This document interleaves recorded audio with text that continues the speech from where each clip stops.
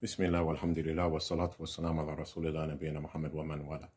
This is a benefit that we wanted to share with our sisters and our brothers as it relates to taking notes and books.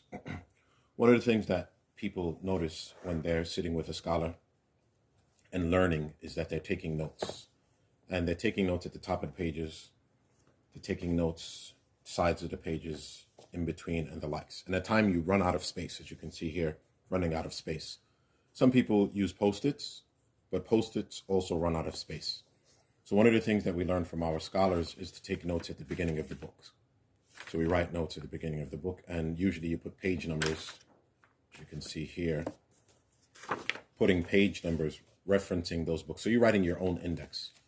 Another thing is some people use notebooks, but the problem with a notebook is at times you're going to lose that notebook and you're not going to know which notebook has the notes for this particular book. So one thing I discovered recently is to make your own pocket at the beginning of the book. So basically it requires that you have an envelope and you put the flap inside.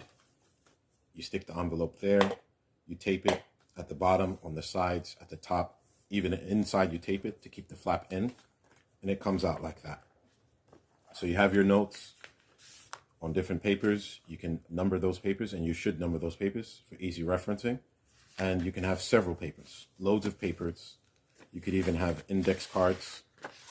So you write your notes on index cards, you write the number, you insert it there. It's easily accessible. It's always with the book. It's not like a notebook that you may lose and you don't know where that notebook is for those notes.